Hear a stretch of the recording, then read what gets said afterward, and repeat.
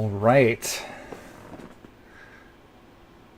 Let's check some audio here. Looks like we're live. Hey, Cameron, can you hear me? I think my audio is working.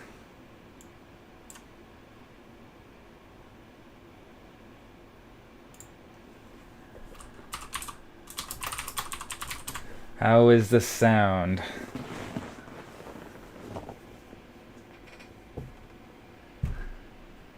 Oh, it's the first time using YouTube Studio for a while. I think we did a live stream a long time ago. Good. Okay, cool. Yeah, so I think our last live stream was on not YouTube, but Facebook. And looks like we have quite a few. Hey, thanks, Tom. Yeah, we have quite a few more tools with YouTube streaming. So I'm running OBS right now. I have my front camera, and then I have the camera on the desk pointing down. There we go. And I have a RaceCapture Pro Mark IV sitting here. So this is kind of a brand new setup for us. If this turns out well, then I will be using this opportunity to do more demos, answer questions, go through the basics, and just cover a bunch of different topics on our system. It'll be a combination of revisiting existing functionality, like just how to do basic things like set up telemetry, as well as talking about new products and features. So we'll keep this thing crisp, and what we're going to do is we're going to talk about the plug-and-play system that we introduced. Actually, we introduced it with the TireX Indiegogo campaign when we first started looking at that, but we came full circle when we released the RaceCapture Pro Mark IV.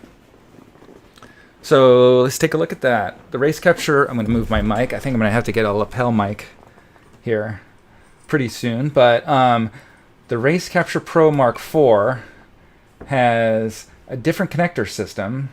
So just like with the RaceCapture Track, the RaceCapture Track has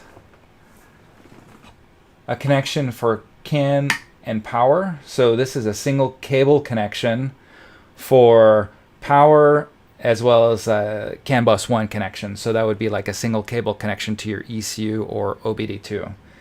And then with the RaceCapture Track, there's also the CAN 1 and CAN 2 connections for an extended sensor network. CAN 1 is just passed through to the other connector, and then CAN 2 adds an additional CAN bus network. So with RaceCapture Pro Mark IV, we've done the same thing with a single cable connection. So you could get the OBD2 cable and provide power and data with one cable. And then we've also passed through CAN 1 to the secondary port and included CAN 2 as well. So what we've added with RaceCapture Pro Mark IV is the addition of two of these. These are M12 connectors. So that's 12 means 12 millimeters in diameter. 12 pin connectors. One is the analog port, and the other one is a digital port. The analog port has 8 channels, and the digital port has 4 channels of RPM and timer inputs, and then 4 channels of GPIOs. So RaceCapture Track Mark III had 3 GPIOs, so we felt that it was a good opportunity to add a 4th GPIO to fill out the connector. And people are always wanting more GPIOs anyways for switches or controlling accessories. So yeah, so recap, 8 analog connections and 4 digital connections. So kind of the backstory with our plug-and-play harness was that we wanted to make the TireX system really easy to install. I mean, it was enough to install sensors at the mechanical installation at the 4 corners of the car. That was enough, but wiring all of that, like running a cable from corner to corner and having proper wiring, twisted pair, proper termination, branching each connection. We knew that that was going to be a challenging task for a lot of people, and it would also generate a lot of questions, and just we really wanted a frustration-free experience for our customers. So with the Tyrex campaign, we also included the 4-corner plug-and-play harness, and that's really when we started digging into like what would it look like to do a full plug-and-play system for analog and digital sensor connections, as well as with CAN bus connections. So with that, the RaceCapture Pro Mark IV launch was not just the device, but also like the whole ecosystem for connecting sensors, analog and digital, and also CAN bus sensors. So I've got a giant pile. Oh, I just noticed I didn't have the mic next to me. Sorry about the audio there. I have a giant pile of cables and accessories next to me, but I will start off with the first part of our wiring harness, and then this is our dual 8-channel splitter. So this has an M12 connector, which has 8 channels of sensor data or digital I/O, and it branches off into dual 4-channel connections. So we have an A and a B branch. The A branch has channels, the first 4 channels. So in the case of analog connections would be channels 1 through 4, and then the B would have channels 5 through 8. So this branch can plug directly into the 12-pin port of RaceCapture Pro. We also have an extension cable so that you can extend this splitter away from the unit. So let's say you want to put all your sensors at the edge. You want to run a long cable with 8 channels to a destination and then split. Or if you want to split early and run individual sensor connections wherever they need to go. So we have a 1 meter and a 2 meter extension cable that can be added. And these are just like power extension cables. They're male to female. You can plug them together and stack them. Okay, so we have this first one connected. And then we have another breakout, which is the 4-channel into individual sensor connections. This is an existing harness connection that we introduced with the Analog X. I should say the Analog X2, which also started our plug-and-play connector system, but focused more on the CAN bus connectivity. But then the analog connections for Analog X2 allowed plug-and-play connection to Analog X2, and now we have that for RaceCapture Pro. So we're basically building on what we have. I'm going to plug this into the 4-channel port of the A branch, and then I'm going to grab a pigtail, which is I wired a variable potentiometer to a pigtail, and I will connect it to the first port of the connection. So this will be analog 1. So now with that connected, I'll be able to go into the RaceCapture software, go into setup, go into analog sensors, and then I'm going to enable this analog sensor 10 hertz and then just do raw 0 to 5 volts. One thing I needed to do, I've just remembered, I need to give RaceCapture power. So I'm going to plug that in.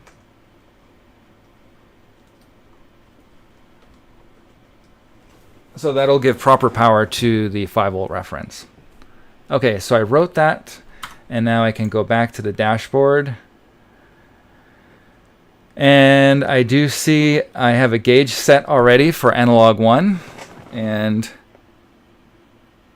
And as I vary the voltage on the potentiometer, you can see that that's connected to analog 1 through the plug-and-play harness, and then we're done.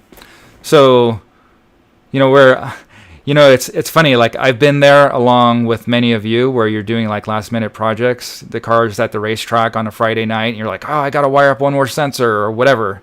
And this is like a way to quickly and reliably add sensors or change your wiring harness or do something that it's just easy. We know that stuff gets done at the last second, and we just really want to make an easy and frustration-free experience for all of you. It's kind of funny. We've like early on in our system, we were known for like it was the system that's hard to use, or you have to have an engineering degree, or I'm not an electrical engineer. We kind of went like all in and just like made it as easy as possible. Now we do have pigtails available at every level of the harness. So we do have a pigtail we have an 8-channel pigtail. We have a 4-channel pigtail, so you can mix and match the harness system. And of course we have, like we've used with this potentiometer, we have a single channel pigtail for connecting to custom sensors. So if you want to do custom wiring, you can certainly do that. We're not precluding you from doing that. We just hope that for everybody's sake and for just like reliability and ease of use, that you hit the easy button, because that's what we would do, and we know how to wire stuff. So yeah, so let's hook up another sensor. So I have one of our linear temperature sensors. I'm going to set this one aside. And this is going to plug into the second port. So we have the linear temperature sensor there. And going to go back to setup. I'm going to go to the second analog port, pick up a preset, and then scroll through our presets and select that. So when you select the preset, in the case of the analog or the linear temperature sensor, it'll preset certain settings in the channel. So here it just assumes it's gonna be engine temperature, but you could change it to something else. You can customize it. You could change the unit, change the name of the channel, set the min-max value, and so on. In this case, it's a mapped sensor, so it uses a linear interpolation, and then there's a smoothing value. So I'll go ahead and write that, and then go back to the dashboard. And then now I had a gauge already defined, and that's set to engine temperature. I suppose if I put my sweaty fingers on it, it might go up in temperature. Of course, this is a demo, so no guarantees. This would probably be a good time to ask any questions. I'm watching the live stream chat.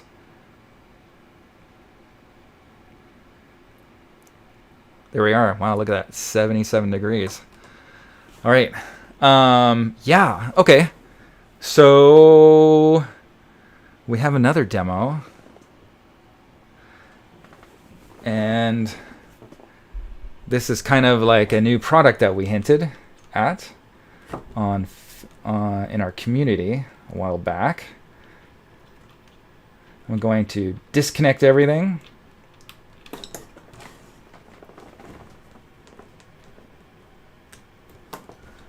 Disconnect these sensors. I don't know what my state of mind was when I thought of this, but I was like, we don't have any products that really like. I think maybe we had like a shift light that was a really basic shift light, but we didn't have any products that really used the GPIO ports on the system.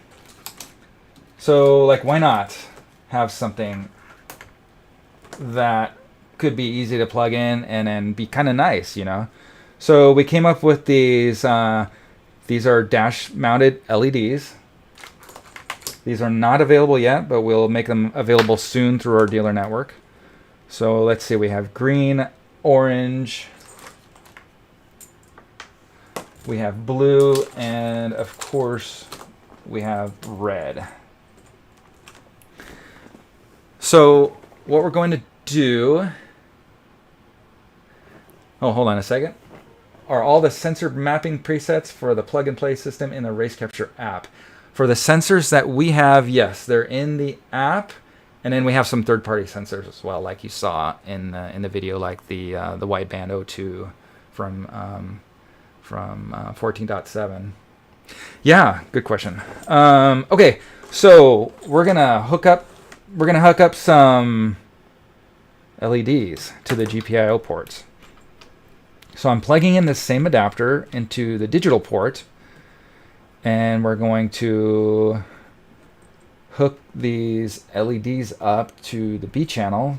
So on the digital port, the A channel are all the RPM inputs or wheel speed, but typically, people hook up RPM. I guess there's only one RPM, and then you can have other sensors.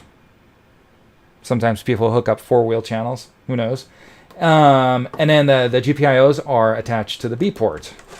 So I'm going to get the splitter attached. I'm going to attach the splitter to the B port. Oh, worth noting. So we have the 8-channel extension between the first splitter and the RaceCapture unit. We also have a 4-channel extension in 1 and 2 meter lengths that can go in between these splitters. So you have all the flexibility that you might need. And we know that that's important because a lot of times with these pre-made harnesses, people end up with coiled up harnesses or like loops of wire in the fender well, and we don't want that. I mean, if we can avoid it. So we do have like all the different lengths that you might need. Okay, I'm gonna plug all of these LEDs in. So we have 4 LEDs and 4 GPIO connections. And these are plugged into GPIOs 1 through 4. I suppose you could probably see the face of the LEDs on the camera. Let's see. Yeah, you could probably see that. Okay. Go back to setup. Now we're going to set up the digital I/O to... Technically, we don't have to set a sample rate, but we can so we could see the activity. Set each I/O to output.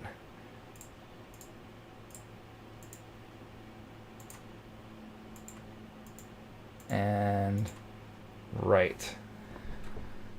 Now I'm going to go to scripting. And it seems like, as you've noticed, we have the concept of presets throughout the system, dashboard, analog channels, and we also have them for scripting, which has actually been really helpful. I have a script that is called Flash 4X GPIO. So I made that, saved it for myself later. Overwrite existing script. Yes. Okay. So what this script does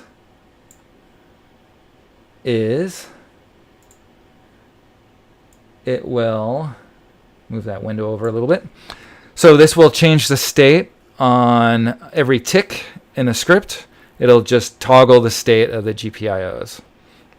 We have the tick rate set to 10, and which will flash the LEDs at 10 hertz. And then we have like set GPIO for the current state, and then we just flip the state. So it's very basic. So I have the script ready to go. I'm going to hit write. And voila, we have flashing LEDs. So this is not super exciting by itself, but it just demonstrates that it works. So there's red, blue, orange, green.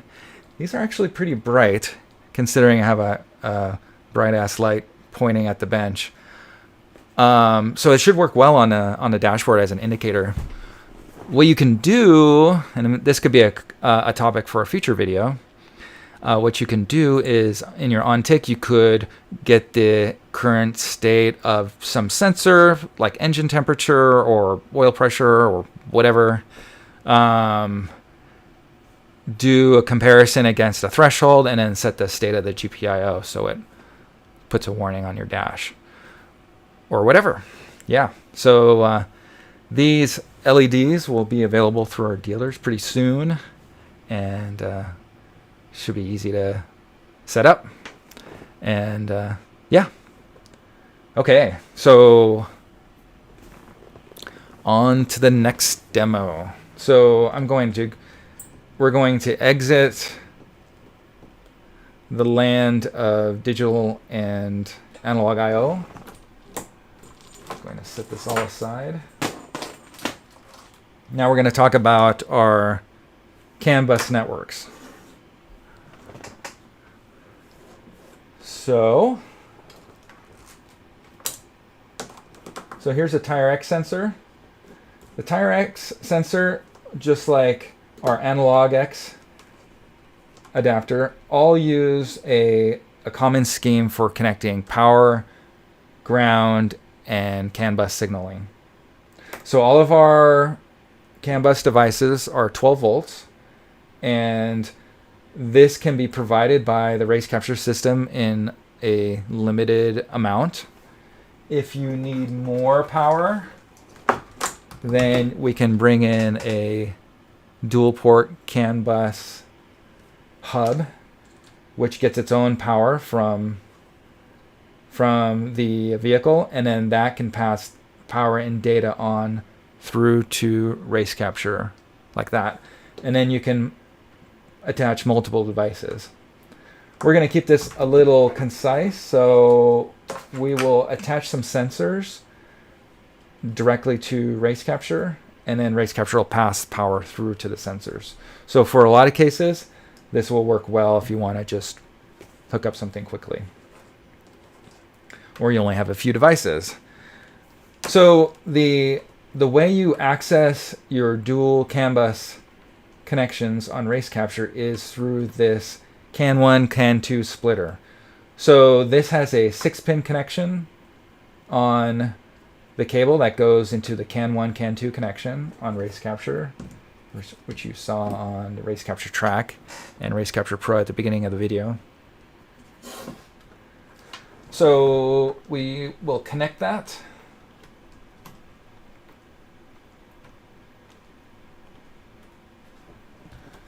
And then what that gives us is 2 CAN bus connections. So we have the A branch and the B branch, and the A and the B are printed on the ends of the cable connections. So A would be, in this case, CAN 1, B would be CAN 2. So we're going to first connect a terminating resistor. And if you've learned a bit about CAN bus, you know that termination is important. Termination allows the signaling to be balanced at either end of the network. So RaceCapture has termination built in, and we have an external inline terminating resistor at the end of our network here. And we're going to plug that into Analog X. So what you can't see right now is that, well, yeah, it's hard to see, but there's an orange flashing LED on the front of RaceCapture, and that's showing CAN bus activity. So that's a quick way to tell like if your CAN bus device is talking to RaceCapture. So in this case, Analog X is currently broadcasting data to RaceCapture, and it will go in and select a CAN bus preset. Find the Analog X connection, select, and then we have 4 Analog X channels. We're going to make sure CAN mapping is turned on. We're going to jump over to CAN bus. The second CAN bus network is set to 1 megabit, which is what it is by default with recent firmware versions. And we're going to go ahead and write it. And if we go to our dashboard, Now we should see channels for analog X. So I can go in. I'm going to change this gauge over to analog X1 and then change this one over to the second channel for analog X. So analog X reports its voltages in millivolts, so 0 to 5,000 millivolts. And just like with RaceCapture Pro now, I am disconnecting the four-way splitter. But just like with RaceCapture Pro, we use the four-way splitter to connect to analog X, and then we can attach a sensor to analog X just like we would. Just like we did with RaceCapture Pro.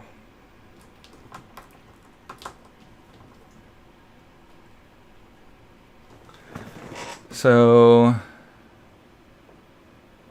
we have, I'm going to connect a temperature sensor to the next channel. Nope. I misconfigured the channel. That should be on analog X2. There we go. So there is 0 to 5,000 millivolts coming into analog X.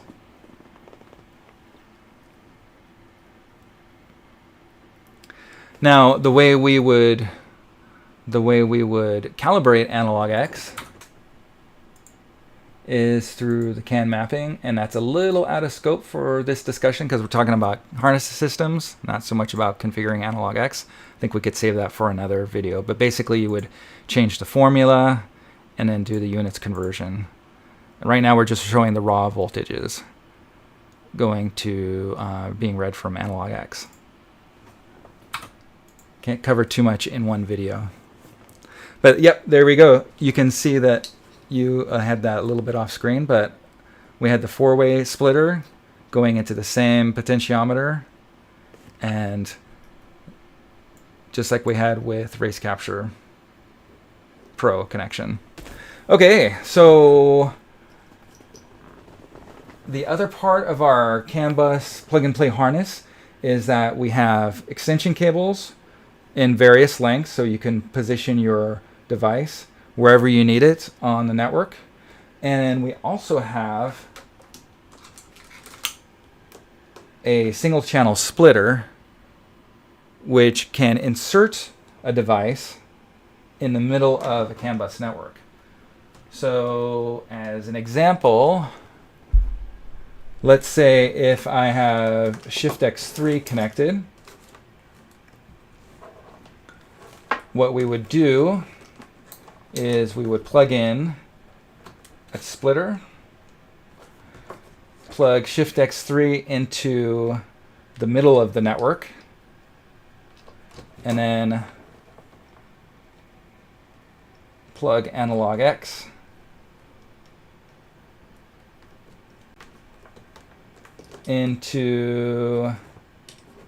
back into the chain. So here you can see that we have CAN bus 2 connected into a splitter which connects Shift X3, and then the network continues on to analog X.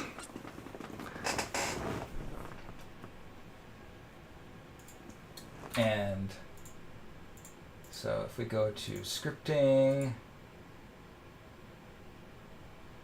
yep. So if we go to scripting, we can bring in a preset. And I have to be careful not to turn this into a Shift X demo too much, or like how to set up Shift X3, because that could be a whole new topic, and we'll probably save that for another live stream. But what I can do is activate the disco lights demo for Shift X3, and yeah, there we go. So we have analog X, Shift X3 talking to RaceCapture, showing random data on the display, all talking together through CAN bus. And as you could see, I plugged it all together. No splicing, no crimping, no heat shrink, no troubleshooting. It just works. Cameron says, are Analog X and Shift X3 both set to the same default bus speed? Yeah, so the old Shift X2 and the old Shift X3 was at 500 kilobits per second. All of our new CAN bus system accessories will be 1 megabit. So we just wanted to standardize on that. Yep, good question. Yeah, so I could even connect a tire X sensor in with yet another splitter, but we will save that for another live stream demo because there are a lot of topics to cover. All right, well, I am ready for any questions. That concludes our demo for the plug-and-play harness system. Yeah, small feature requests from Mike in the future production runs of the CAN 1 and CAN 2 splitter. Oh, yeah. I was wondering about that. To label A and B as just 1 and 2. Well, there's a reason why that might be abstract. It's because in the future, it's possible we might have a system that has 3 CAN bus networks. And then that extra connection would actually be CAN 2 and 3. So I know I struggled with that a little bit, but yeah, the A and B is a bit of an abstraction. So hopefully it won't be too confusing, but it's kind of like an escape hatch for extensibility. So, but yeah, good question. Hopefully A is A is lower than B and 1 is lower than 2. So even if they don't see the documentation, we hope people will figure it out.